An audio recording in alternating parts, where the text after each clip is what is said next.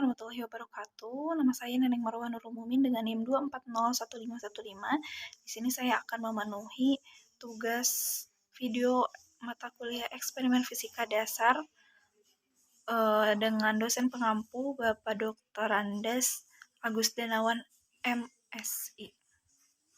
Bila dua buah benda yang suhunya berbeda digabungkan atau dikontakkan secara termal, maka akan terjadi perpindahan kalor dari benda yang bersuhu lebih tinggi kepada benda yang bersuhu lebih rendah. Menurut asas Planck, jumlah kalor yang dilepaskan oleh benda yang bersuhu lebih tinggi kepada benda yang bersuhu lebih rendah sama dengan jumlah kalor yang diserap oleh benda yang bersuhu lebih rendah dari benda yang bersuhu lebih tinggi tersebut. Q lepas sama dengan Q terima. Kalor yang diserap atau dilepaskan oleh suatu benda yang hanya menyebabkan perubahan suhu dapat dihitung dengan menggunakan rumus Q sama dengan mc delta T, di mana Q yaitu kalor yang diserap atau dilepaskan, M adalah massa benda, C adalah kalor jenis benda, dan delta T merupakan perubahan suhu. Jika kalor menyebabkan perubahan wujud tanpa perubahan suhu, misalnya mencair atau menguap, rumusnya berbeda, yaitu Q sama dengan M kali L, di mana L adalah kalor laten.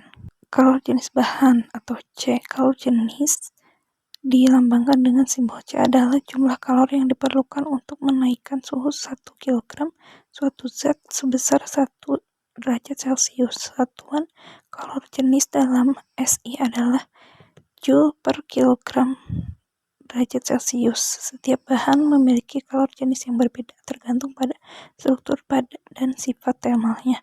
Pengaruh kalor jenis pada pemanasan air. Bahan dengan kalor jenis besar membutuhkan lebih banyak energi untuk menaikkan suhunya. Ini berarti bahwa ketika digunakan untuk memanaskan air, bahan tersebut menyerap lebih banyak kalor sebelum suhu naik secara signifikan. Contohnya, air memiliki kalor jenis tinggi, yaitu sebesar 4186 Joule per gram derajat Celcius, sehingga memanas dan mendingin lebih lambat. Ini membuatnya ideal sebagai penyimpan energi panas. Yang kedua, kemampuan menyerap kalor dan menaikkan suhu. Bahan dengan kalor jenis kecil seperti tembaga, yaitu 390 Joule per kilogram derajat Celcius, atau aluminium yaitu sebesar 900 Joule per kilogram derajat Celcius menyerap lebih sedikit energi untuk menaikkan suhu 1 derajat Celcius. Ini membuat bahan tersebut cepat panas dan efisien untuk memindahkan energi panas. Sebaliknya, bahan dengan kalor jenis besar seperti air menyerap energi lebih banyak untuk menaikkan suhu yang sama, sehingga panasnya lebih lambat naik tetapi mampu menyimpan energi lebih lama. Efek pada efisiensi pemanasan. Tembaga lebih efektif untuk pemanasan cepat karena kalor jenisnya rendah sehingga hanya membutuhkan sedikit kalor untuk menaikkan suhu. Aluminium juga efisien tetapi membutuhkan lebih banyak energi dibandingkan tembaga. Air dengan kalor jenis tinggi memerlukan banyak energi untuk perubahan suhu sehingga lebih lambat untuk memanas tetapi tetap panas lebih lama. Kalor jenis menunjukkan kemampuan suatu benda untuk menyerap kalor. Semakin besar kalor jenis suatu benda, semakin besar pula kemampuan benda tersebut untuk menyerap kalor. Hal ini berarti tiap benda atau zat memerlukan kalor yang berbeda-beda. Meskipun untuk menaikkan suhu yang sama dan massa yang sama, nilai-nilai kalor jenis bahan berdasarkan literatur. Ini adalah tabelnya. Adapun tujuan pada eksperimen kali ini yaitu yang pertama, menentukan jenis panci aluminium atau tembaga yang lebih efisien untuk memanaskan air dengan cepat.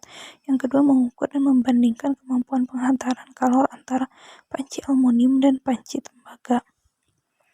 Alat dan bahan yang digunakan pada eksperimen kali ini itu aluminium 1 buah, tembaga 1 buah, termometer, gelas ukur, timbangan, wadah, kalorimeter, alat pengaduk, penutup wadah, power supply, kabel penghantar, voltmeter, ampermeter, dan hambatan geser. Tahapan pada eksperimen kali ini yaitu yang pertama, ukur dan catat massa kalorimeter dan pengaduknya atau M1, Perhatikan ketika akan melakukan penimbangan, teliti harga skala 0 alat ukur yang akan dipergunakan.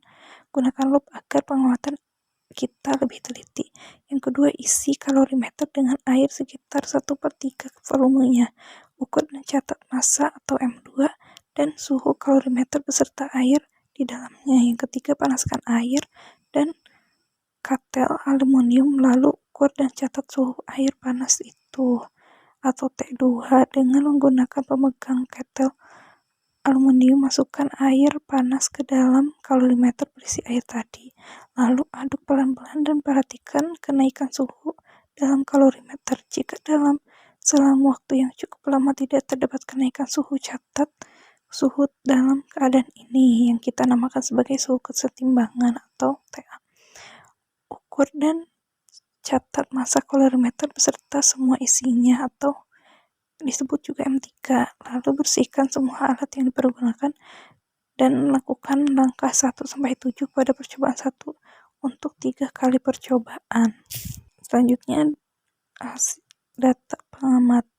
Sebelum melakukan praktikum bahan-bahan dan beberapa alat ditimbang terlebih dahulu. Massa wadah yaitu 101,9 gram, pengaduk air panas dan dingin 17,16 gram, aluminium 80,32 gram, tembaga 101,1 gram, gelas ukur 33,72 gram, air yang akan dipanaskan menggunakan rangkaian listrik 150,58 gram, massa gelas ukur dan air 184,3 gram dan suhu awal air 25 derajat Celcius.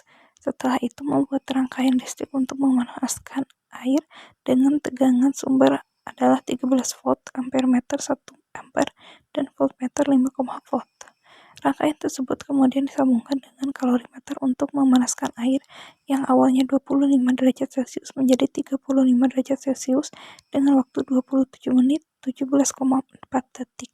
Dari data tersebut kita dapat menentukan energi lepas yakni dengan mengalihkan volt ampere dan waktu atau S. Waktu diubah dalam sekon sehingga menghasilkan energi lepas sebanyak 8.841,96 Joule. Dengan adanya energi lepas, maka jenis kalorimeter akan diperoleh yakni 2122,3 Joule per kilogram derajat Celcius. Karena Ckal sudah diperoleh, maka akan terbentuk persamaan Q lepas sama dengan Q serap, sehingga kalor jenis bahan aluminium dan tembaga dapat diperoleh. Pada percobaan ini kita tetap mengukur massa dan suhu air. Massa air panas dengan gelas ukur yaitu 117,88 gram, massa air panas 84,16 gram, massa air dingin dan wadah 195,24 gram, massa air dingin yaitu 93,34 gram, kemudian suhu air panas 61 derajat Celcius, suhu air dingin 25 derajat Celcius. Dari data tersebut diperoleh C aluminium yakni 1326,8 Joule per kilogram derajat Celcius, sehingga dilakukan percobaan lagi dengan massa air panas yakni 84,16 gram, suhu air panas 80 derajat Celcius, massa air dingin 118,38